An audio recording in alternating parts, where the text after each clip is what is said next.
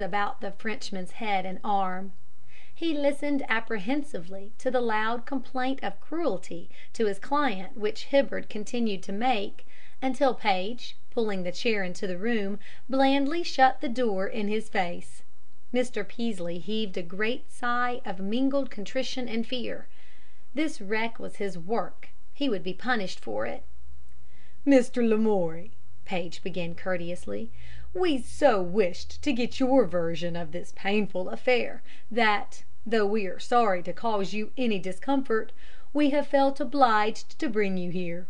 Will you kindly tell the gentlemen of the grand jury what happened?" "Yes, Sammy, I'll tell him," said Lamoury, eagerly. Confident that no one knew anything about what had happened except Jim Edwards and himself, he intended to make his narrative striking. "Yes, sir, all told the truth.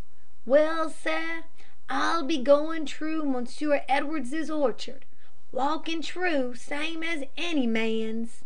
Den I look, I see that little boy in de windy, a shoutin' and a cussin' like he gone crazy in his head. I tole you I feel bad for hear dat little boy cussin'. Dat was too shame." And Lamoury paused to let this beautiful sentiment impress itself upon the jurors. Mr. Peaslee listened with profound astonishment. "Den he holler something.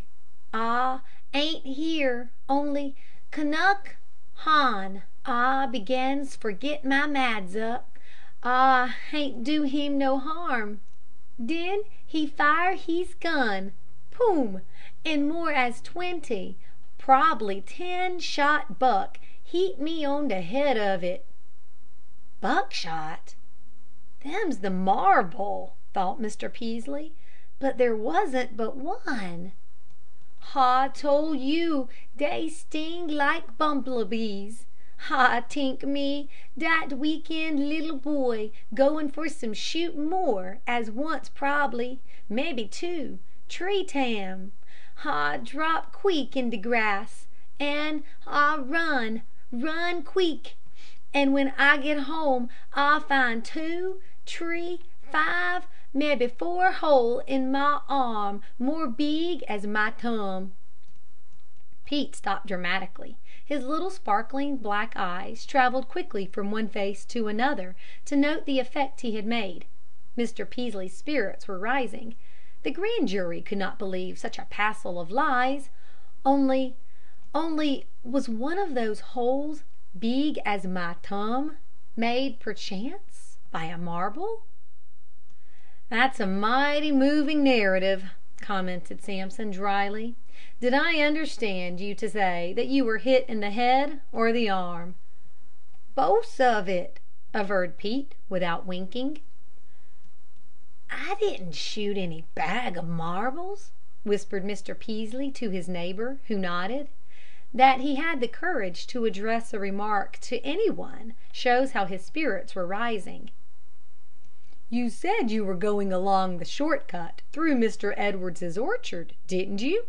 the state's attorney now asked. "Yes, sir," said Pete.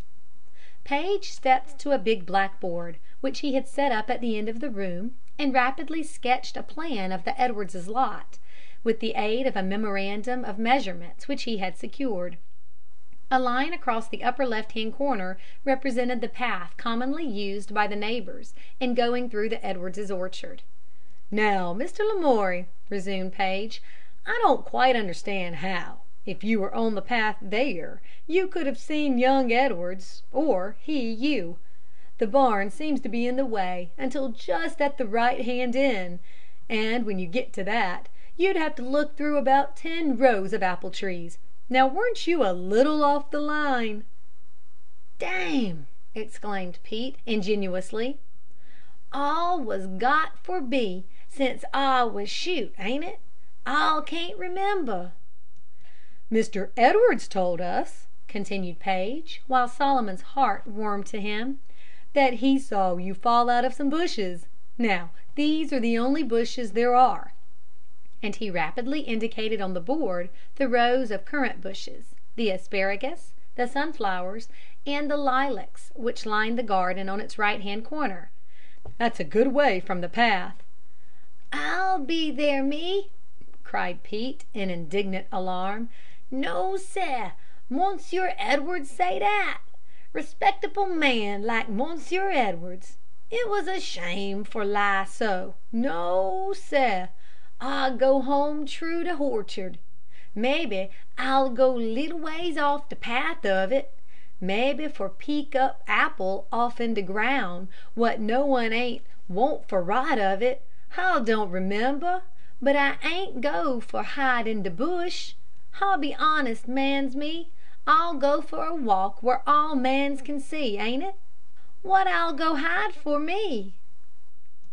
Paige drew a square on Mr. Peaslee's side of the fence, directly opposite the bushes. "That," said he, "is Mr. Peaslee's hen house," and he brushed the chalk from his fingers with an air of indifference. "So?" cried Pete, with an air of pleased surprise. "Monsieur Peaslee, he'll got hen house? First time all was heard of it, me. Fine ting for have hen house. Fine ting for Monsieur Peaslee. I'll tink him for be lucky, Monsieur Peaslee. But I'll ain't know it. I'll ain't see nussin' of it. No, sir." And Pete smiled innocently round at the enigmatic faces of the jurymen. "Mr. Lamoury," said Paige, with a very casual air, "behind those bushes is a broken board." "So?" said Pete. "Any one who was there had an excellent chance to study the fastenings of Mr. Peaslee's hen house door." "Mas, I was tole you I'll not be there, me," cried Pete, alarmed and excited. "That," said Mr. Paige, calmly, "is the only place where you could be and get shot from the boy's window. Either you were there or you weren't shot. Besides, Mr. Edwards found your footprints." Pete shrunk his head into his shoulders and glared questioningly at the state's attorney. The examination was not going to his liking. "What I'll care for dat?" he said at last. "Oh, nothing," said Paige. "Nothing at all. Let us talk of something else. Let me ask why Mr. Edwards discharged you from his employ last spring." "Nussing, nussing. I'll be work for him more good as never was."